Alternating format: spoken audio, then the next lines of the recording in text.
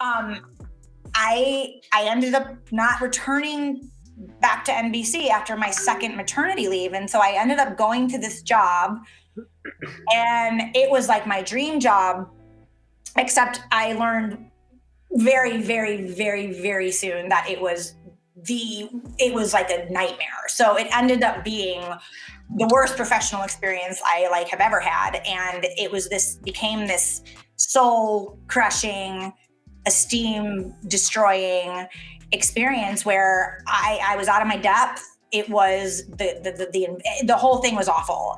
And at the time, my husband had taken a huge career risk himself. So I had the health insurance. It was kind of a 4-year play. I was making awesome money.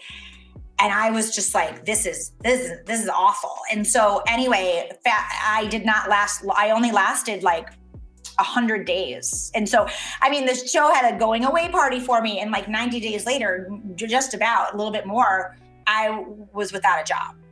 So I remember at the top of 2017, I was just like, what just happened, And so I was just not in a place to even, I'm getting to your question, but there needs to be context. The context is important. It is. Yeah. And you said something earlier. You said, I just want to remind you, said, I kind of fell into it. I'm going to tell you something about entrepreneurship. Very, very rare do we say, oh, hey, I got this great idea. It usually is a forced move. Yeah. And we realize, you know what? I can solve this problem. I can do this. That's totally typically how this works. Just a little FYI. Yeah. We've interviewed quite a few of them. Yep. Yeah, so, I was not an I can solve any type of problem.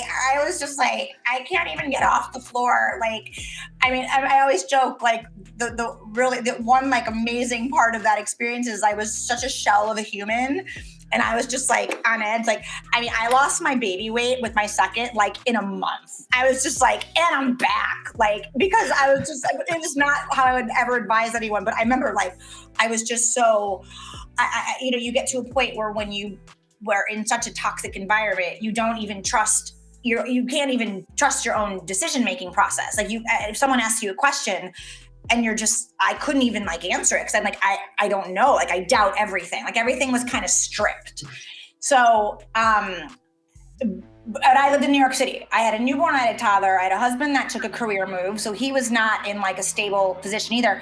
And it was very scary. And I remember there was a moment where my husband, who is he's the best person ever, he's just I need you to get up off the floor. I need you. We need you. I need, basically it's go start making some money, bitch.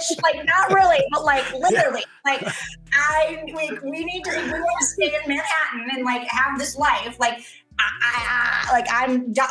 husband was should I go back to the corporate? But I was I can't make you do that. You're doing your thing. It was just, oh my God. And I remember thinking oh, I don't have enough esteem to actually go back and interview. If someone would have, because I was thinking okay, well, it wasn't I'll just go back and get another job in New York media. It was and I remember I told my boss what was happening, and, he was kind of joking, well, there's always a place for you here. It was kind of ha, ha, ha. But I don't even know if that was true, number one, but number two, it was also a little pathetic, right? You leave to this party and then 4 months later, it's you're back. You can't actually cut it outside of NBC Rockefeller walls.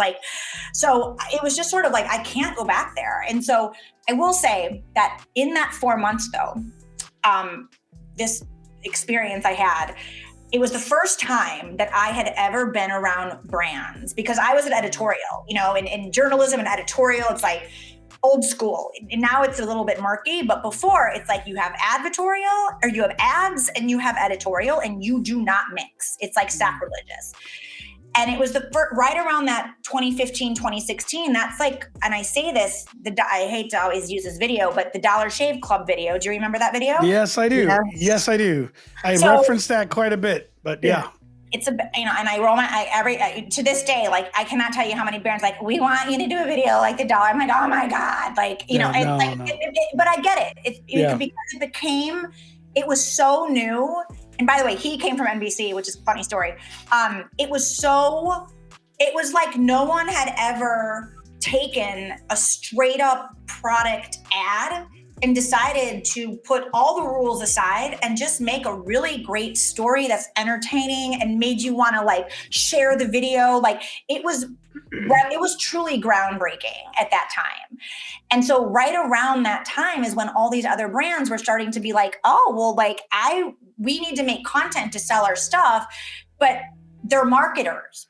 So I was working with like, Unilever and, big CPG brands when I was at this startup. And I was like, I've never done this before, but I remember being in meetings and, the marketing team is like talking about script ideas. And I'd be like, that is so bad. Like no one is going to watch that. Like, because you have to understand the world that I came from was hardcore editorial.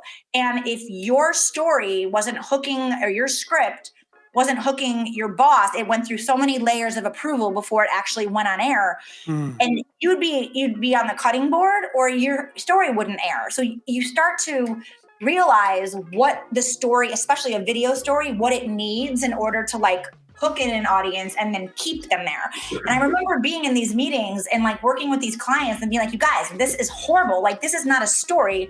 You're just talking about your product and no one cares about your product. Like, why does anyone care about your product? So I didn't realize, but at the time, I remember thinking like, this is crazy. Like, they should just have journalists. If they just would hire all my old coworkers on my team, like we would come in and we'd be like, bam, like we will make you a video that is amazing. Was not thinking that like that's what I was gonna do, but I remember thinking like, wow, this is backwards.